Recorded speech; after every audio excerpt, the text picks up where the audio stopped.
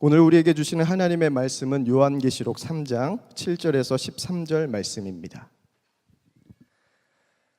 빌라델비아 교회의 심부름꾼에게 이렇게 써보내라. 거룩하신 분, 참되신 분, 다윗의 열쇠를 가지고 계신 분, 여시면 닫을 사람이 없고 닫으시면 열 사람이 없는 그분이 말씀하신다.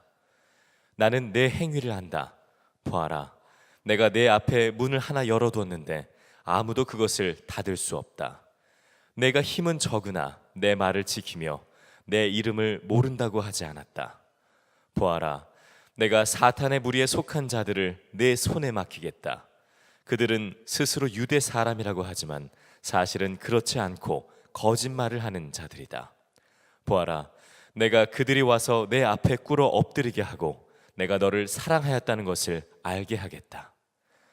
인내하라는 내 말을 내가 지켰으니 온 세상에 닥쳐올 시험을 받을 때에 나도 너를 지켜주겠다. 시험은 땅 위에 사는 사람들을 시험하려고 닥치는 것이다. 내가 곧 가겠다. 너는 내가 가진 것을 굳게 붙잡아서 아무도 내 면류관을 빼앗지 못하게 하여라. 이기는 사람은 내가 내 하나님의 성전의 기둥에 되게 하겠다. 그는 다시는 성전을 떠나지 않을 것이다. 나는 내 하나님의 이름과 내 하나님의 도시, 곧 하늘에서 내 하나님께로부터 내려오는 새 예루살렘의 이름과 또 나의 새 이름을 그 사람의 몸에 써두겠다. 귀가 있는 사람은 성령이 교회들을 하시는 말씀을 들어라. 제가 초등학교 다닐 때 이야기입니다. 아마 초등학교 3학년 때였던 것으로 기억이 나는데 저희 어머니께서 저를 학원에 보내셨습니다. 놀랍게도 중국어 학원에 보내셨어요. 지금은 뭐 중국어 학원 다니는 게 그렇게 낯선 일이 아닌데 그때가 이제 90년대가 이제 시작되는 시점이었거든요. 한중 수교가 92년이었습니다. 그러니까 굉장히 선년지병을 가지시고 저를 중국어 학원에 보내신 것이죠. 그것도 서울도 아니고 강원도 원주에서 중국어 학원 다니기는 참 어려운 일이었습니다. 하나밖에 없었거든요. 중국 대만 화교가 운영하시는 학원이 하나 있었는데 거기를 저를 보내셨고 제가 한 3년 가까이 중국어 학원을 다녔던 기억이 있습니다. 제가 한번 여쭤볼게요. 제가 그래서 중국어를 잘할까요? 잘 못할까요?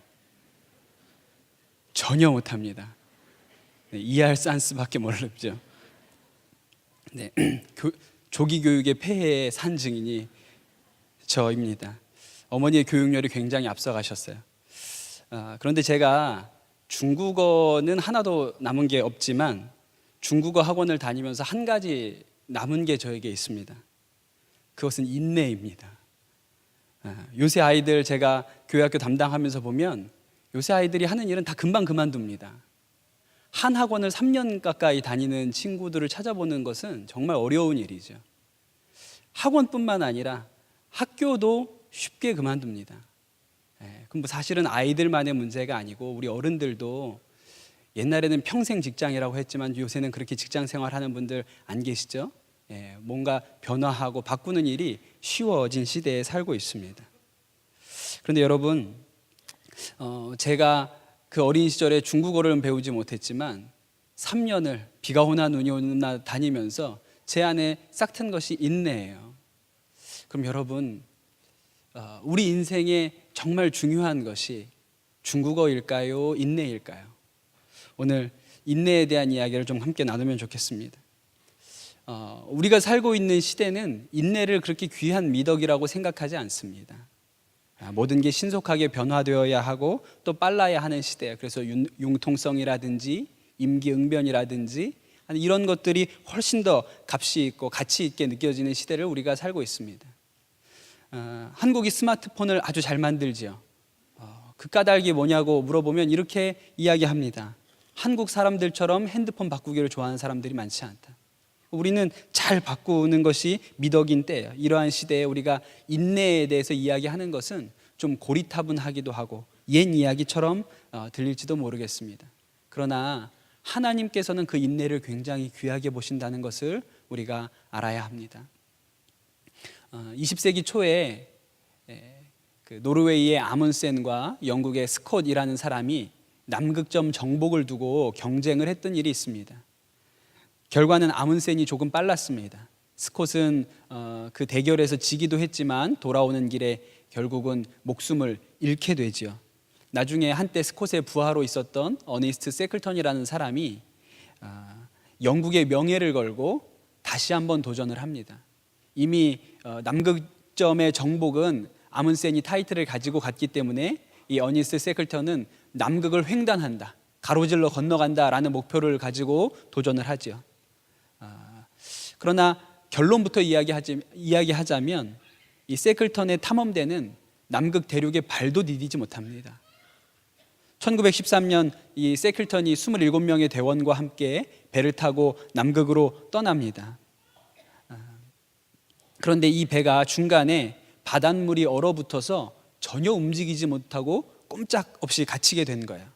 그런데 여러분, 이 배가 얼음에 움직이지 못하고 갇혀 있었던 기간이 얼마나 되는지 아십니까? 1년 3개월을 갇혀 있습니다. 배가 나중에는 이 얼음의 압력을 견디다 못해 배가 부서지고 가라앉게 되죠.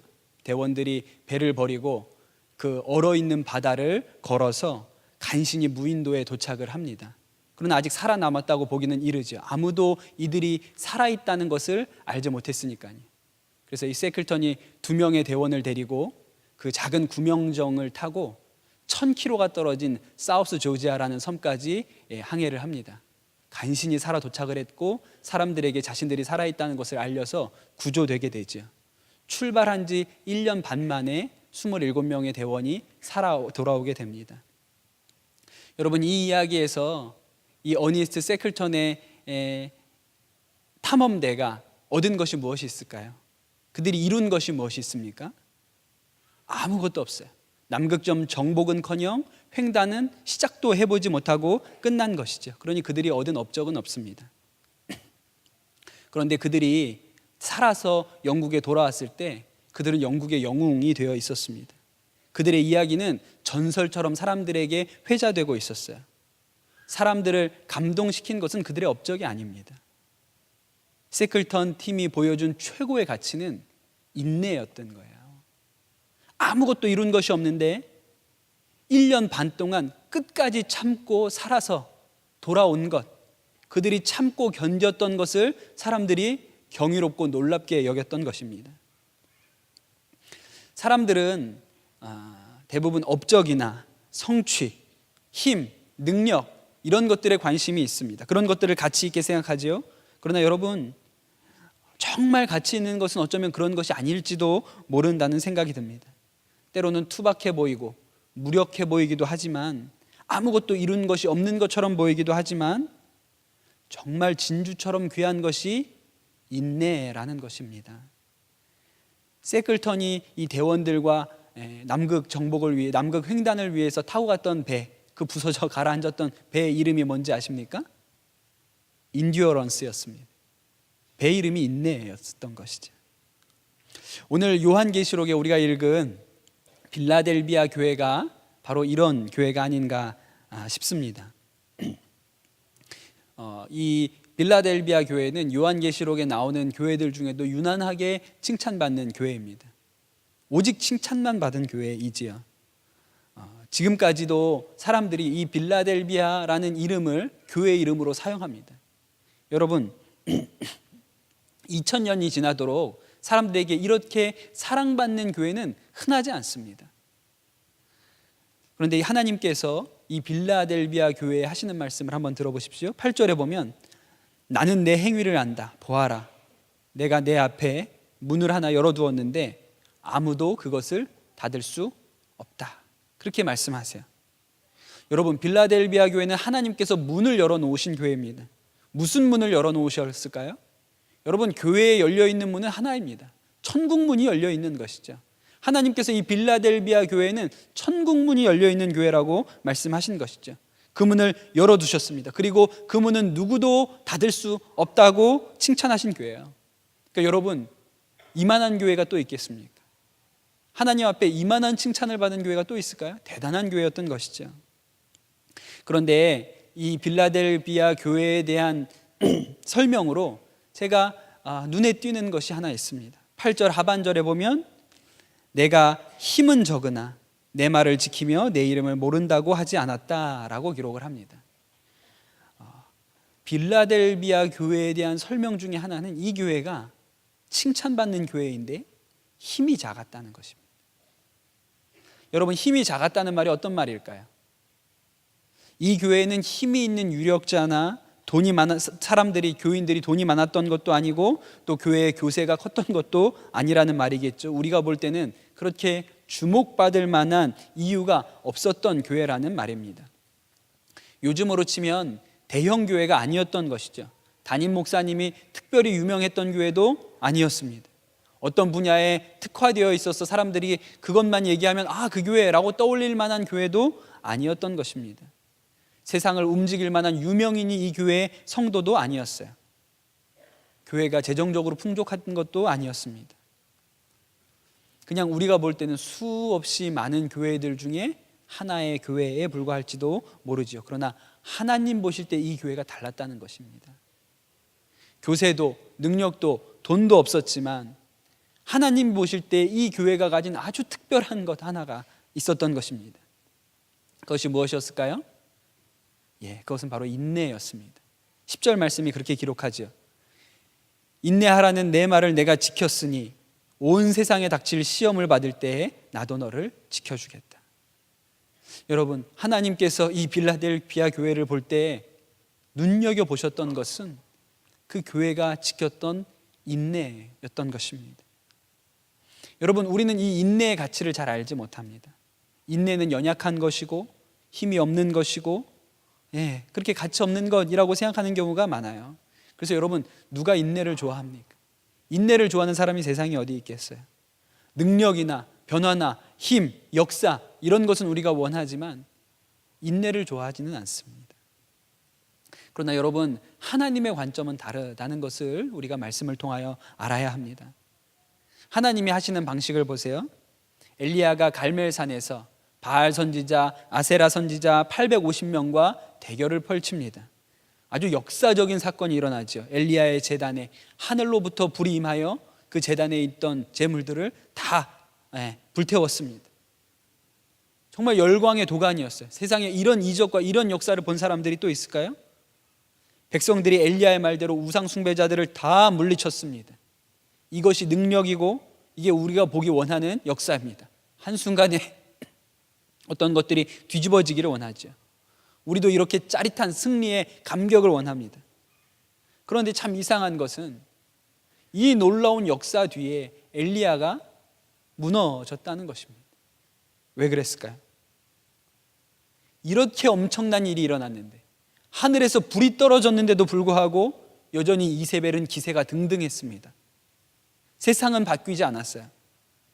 엘리야의 마음속에 불이 떨어져도 안 되는구나.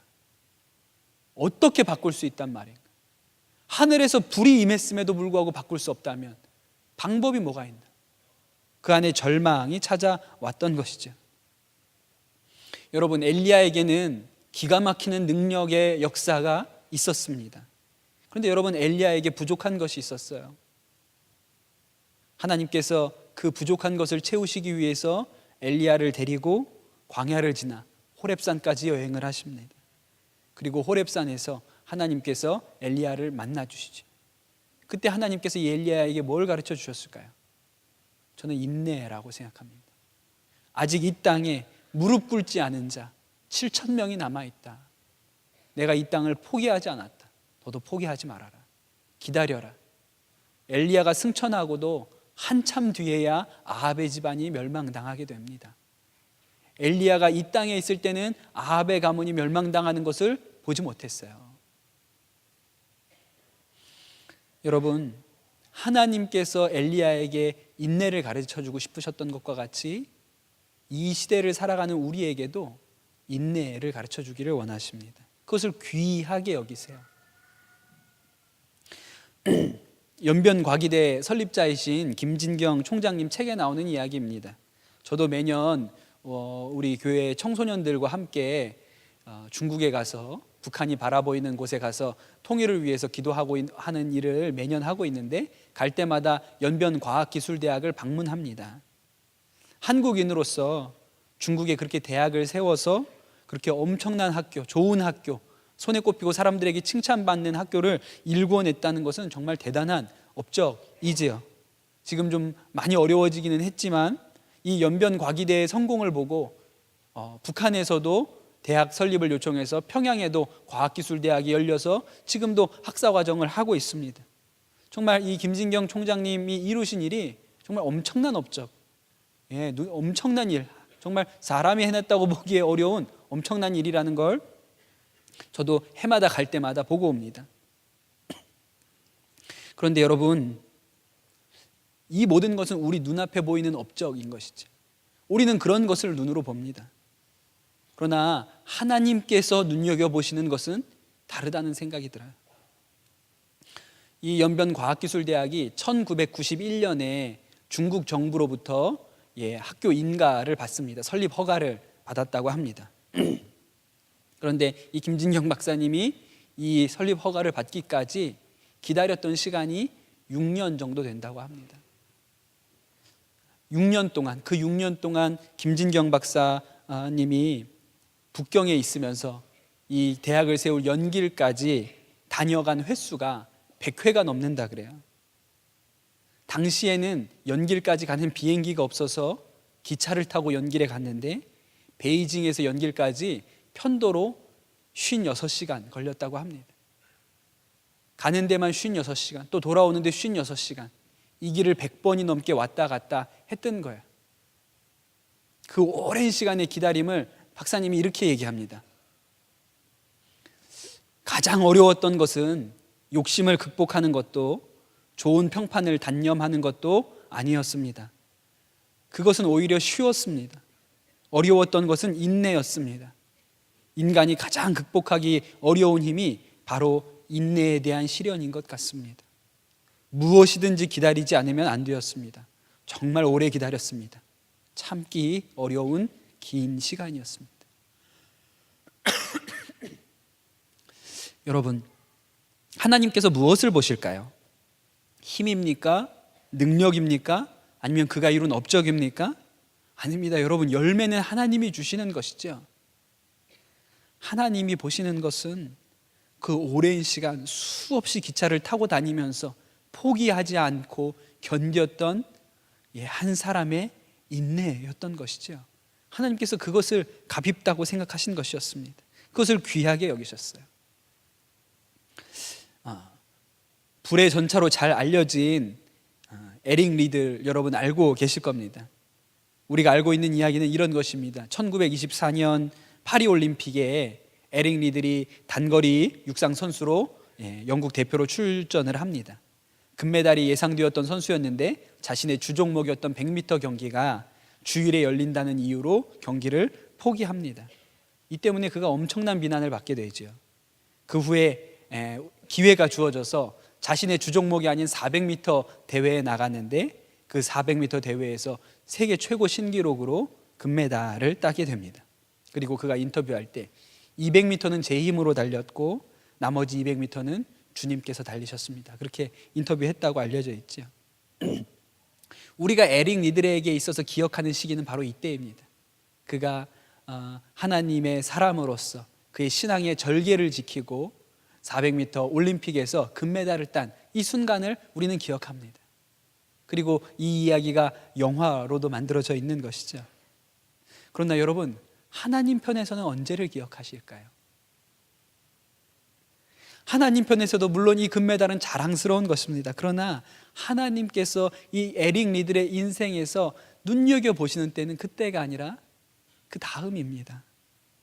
에릭 리들은 후에 중국 선교사로 자원해서 중국에 가서 복음을 전하는 일로 사용됩니다. 그런데 그때가 태평양 전쟁이 일어나고 일본이 중국을 침략하면서 중국에 있던 외국인들을 수용소에 가두던 때였습니다. 이 에릭 리들도 수용소에 갇혀 있게 되죠. 이 수용소에 들어온 외국인들이 이 수용소에 1924년 파리올림픽에 금메달 리스트가 있다는 이야기를 들어서 수용소에 들어오면 에릭 리들을 찾았다고 해요. 어떤 사람이 도대체인가. 그런데 사람들이 하는 이야기는 에릭 리들을 보고 그는 키가 크지도 않고 체구가 건장하지도 않고 조금 마르고 우스꽝스러운 셔츠를 입고 있는 초라한 사람이었다고 기억합니다. 야, 금메달리스트라 그래서 대단한 사람인 줄 알았는데 별 볼 일 없구나. 이게 에릭 리들의 첫 인상이었다 그래요.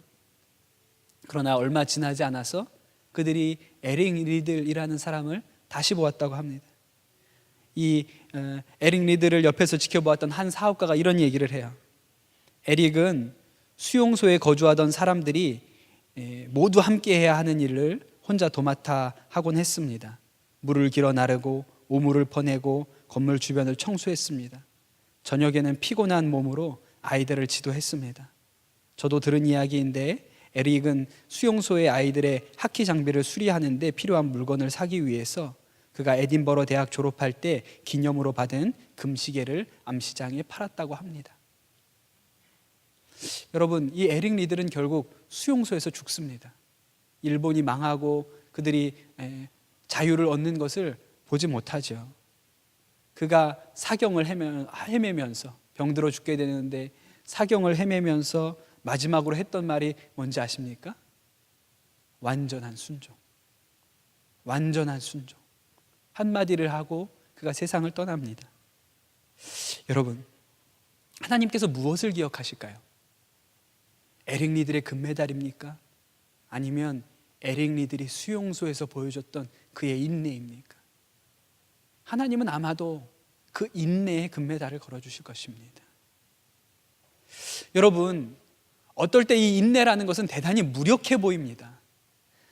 에릭 리들이 수용소에서 열심히 청소하고 봉사하고 사람들을 돕고 섬겼지만 사실 근본적인 변화는 없습니다. 그들에게 자유가 찾아오지도 않고 일본이 멸망하게 되지도 않았던 것이죠. 여러분, 인내는 그런 것입니다.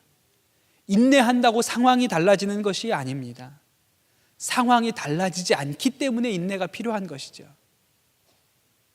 그런데 여러분, 하나님께서 그 인내를 귀하게 보신다는 것을 우리가 오늘 깨달아야 합니다. 여러분, 왜 하나님은 그 인내를 그렇게 귀하게 여기실까요? 인내가 믿음과 연결되어 있기 때문에 그렇습니다. 여러분, 믿음이 없이는 인내가 없습니다. 우리는 아브라함을 믿음의 아버지라고 부르죠. 아브라함의 믿음이 무엇으로 드러났습니까? 아브라함이 하나님에 대하여 믿음이 있다는 사람이라는 것이 무엇을 통해 드러나지요? 인내로 드러났습니다. 그가 기다렸던 것으로 드러나게 된 것이죠. 여러분, 하나님이 아브라함에게 무엇을 보셨을까요? 우리는 늘 결과에 관심이 있어요. 인내를 통해서 그가 얻게 된 그것에 관심이 있습니다. 아브라함이 그 기다림 끝에 이삭을 얻게 된 것에 관심이 있죠. 그러나 여러분, 하나님은 이삭에게 관심이 없습니다. 때가 되면 하나님께서 이삭은 준비해서 주실 것이었어요. 그러니 하나님이 이삭에게 관심할 것이 무엇이 있습니까? 하나님의 관심은 아브라함의 인내에 있는 것이죠. 그가 믿음으로 기다리는 것에 하나님의 관심이 있었던 거예요. 그러니 하나님은 아브라함의 인내를 지켜보고 계셨습니다. 그리고 그 인내를 보시고 그것을 믿음이라고 칭찬하신 거예요. 여러분, 인내는 소망과도 연결되어 있습니다. 우리나라 일제강점기를 살았던 많은 지식인들, 최남선이나 이광수, 조선의 천재들이라고 했던 이 문인들이었는데 특별히 최남선 씨 같은 경우는 독립선언서를 기초하신 분이기도 하시죠. 그런데 이분들이 나중에 다 친일로 돌아서게 됩니다. 같은 시대의 문인이었고 우리나라 서정시의 1인자로 알려진 미당 서정주 선생님도 과거에 친일을 한 이력이 있습니다. 일본을 찬양하고 태평양 전쟁에 젊은이들이 나아가 참전해야 한다고 그것을 독려하는 글들을 기고하고 그런 일들을 하셨죠. 이 서정주 선생님 말년에 한 제자가 선생님께 아주 조심스럽게 물어봤다고 합니다. 선생님, 그런데 그때는 왜 친일하셨습니까? 그렇게 여쭤보았다는 거예요. 그런데 이 서정주 선생님이 아주 담담하게 정말 시인다운 아주 솔직함을 가지고 이렇게 얘기를 하셨대요.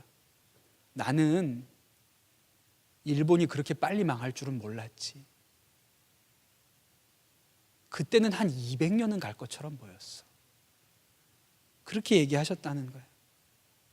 여러분, 왜 끝까지 인내하지 못했을까요? 여러분, 조선이 독립할 거라는 소망이 없었기 때문에 그렇습니다. 여러분, 머지않아 1945년에 일본이 패망한다는 것 알았다면 누가 친일했을까요? 아무도 안 했을 겁니다. 그런데 그때는 소망이 없었어요. 그 일본이 45년에 절대로 망할 것 같지 않았습니다. 영원할 것처럼 보였던 거예요. 소망이 없었기 때문에 인내할 수가 없었던 것이죠. 그래서 여러분, 인내는 소망 있는 사람이 하는 것입니다. 사랑도 인내와 상관이 있습니다.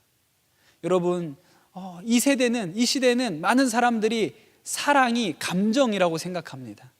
남자 여자가 만나서 첫눈에 반하고 가슴 뛰고 이렇게 마음이 좀 블링블링하고 뭐 이런 것을 우리가 사랑이라고 생각해요. 근데 여러분, 결혼해서 살아본 사람은 다 압니다. 그건 사라지는 거라는 걸. 사라집니다. 다 없어져요. 그래서 사도 바울은 이렇게 가르쳐 줍니다. 사랑에 대해서 그것은 남녀 간의 아름다운 감정이다 이렇게 가르쳐 주지 않아요. 그는 사랑에 대해서 이렇게 설명합니다. 사랑은 오래 참는 것이다. 사랑은 인내다. 이렇게 가르쳐 줍니다. 여러분, 자녀를 낳아서 양육할 때 부모에게 가장 필요한 게 뭘까요? 지식입니까? 지혜입니까? 순발력입니까? 능력입니까? 아이디어입니까? 인내가 가장 필요하죠. 우리가 아이들 키울 때 부모에게 가장 필요한 덕목은 다른 것 아닙니다. 인내가 필요한 것이죠. 인내가 사랑입니다. 예수님께서 탕자의 비유를 통해서 말씀하시죠. 집 나간 아들을 향한 이 아버지의 사랑이 무엇으로 드러납니까? 아들을 오래 기다린 것. 그가 포기하지 않고 오래 기다린 것, 인내함으로 품었던 것을 그 아버지의 사랑이라고 설명하는 것이죠. 여러분, 사랑은 다른 것 아닙니다. 오래 참는 것이 사랑입니다. 여러분, 가장 귀하다고 하는 믿음, 소망, 사랑이 다 인내와 연관이 있는 것입니다. 다 인내로 꿰어지는 거예요. 그러니 여러분, 하나님 보실 때에 인내는 귀한 것일 수밖에 없습니다. 그러나 여러분, 문제는 그 귀한 인내가 참 어렵다는 것이죠. 왜냐하면 인내는 상황이 바뀌지 않는다는 것을 전제로 하기 때문에 그래요. 상황이 바뀌면 왜 인내가 필요하겠습니까? 그때부터 인내가 필요 없게 되는 것이죠. 달라지는 것이 없기 때문에 인내하는 것입니다. 사도 요한이 반모섬에 갇혀 있었던 이 시절은 예수님 믿는 것이 너무나도 어려웠던 때입니다. 로마 제국이 모든 영토에 걸쳐서 아주 대대적인 박해를 시작하던 때였어요. 그리고 여러분, 이 박해는 그 후로 200년을 지속합니다. 10절 말씀으로 돌아가 보면 10절 말씀에 이렇게 기록합니다.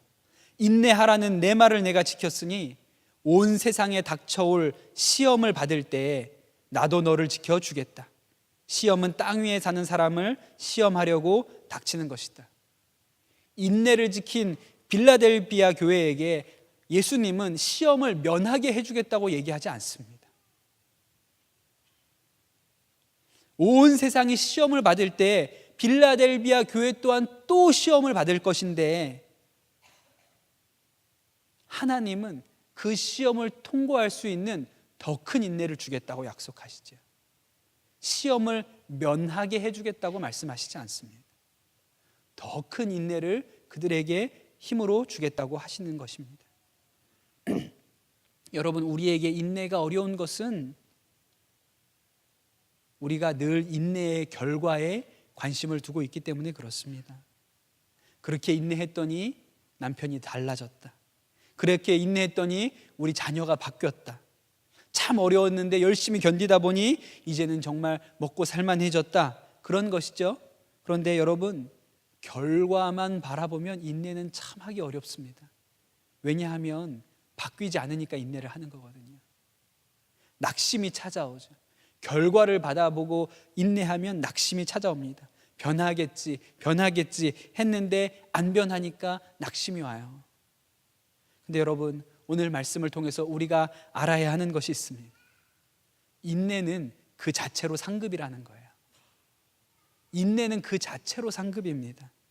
나중에 하나님이 인내의 결과를 주셔서 상급이 아니고 인내하고 있는 것 자체가 상급입니다. 여러분, 나중에 우리가 하나님 나라 가면 이 세상에서 했던 일 중에 가장 상급이 많이 쌓여 있는 일이 바로 인내일 것입니다.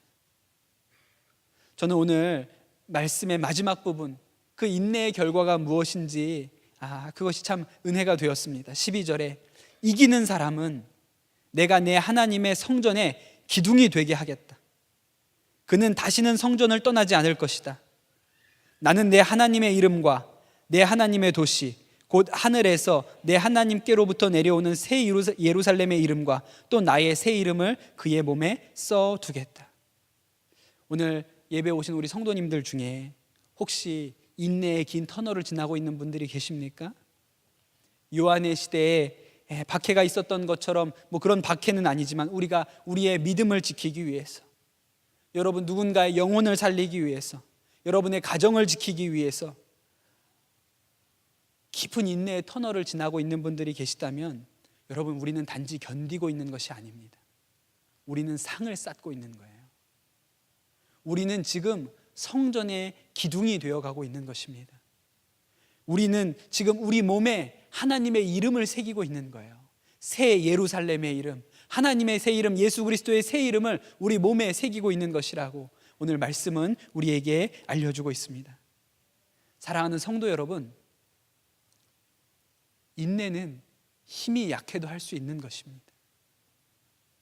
강한 사람이 끝까지 가는 게 아니고 끝까지 가는 사람이 강한 것입니다.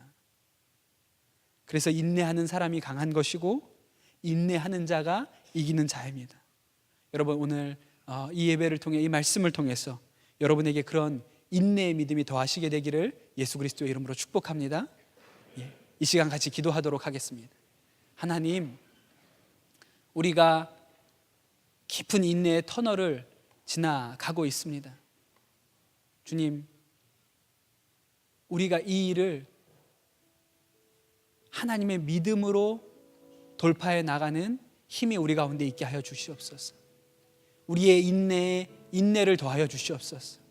이것이 하나님 나라의 상을 쌓고 있는 것이라는 것이 우리 마음 가운데 믿어지는 은혜가 있게 하여 주옵소서. 이 시간 우리 합심해서 기도하도록 하겠습니다.